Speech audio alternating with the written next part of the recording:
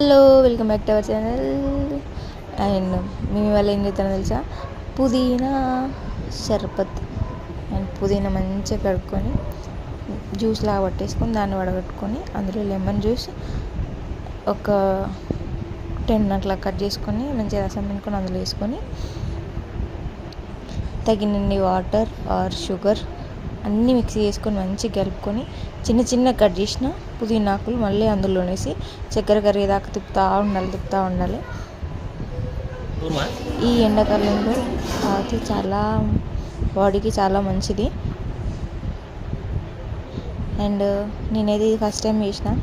మీరు ఎప్పుడైనా చేసి ఉంటే, మీకు దీని గురించి తెలిసి ఉంటే, దీనివల్ల ఉపయోగాలు తెలిసి ఉంటే please comment and subscribe to my channel. Thank you.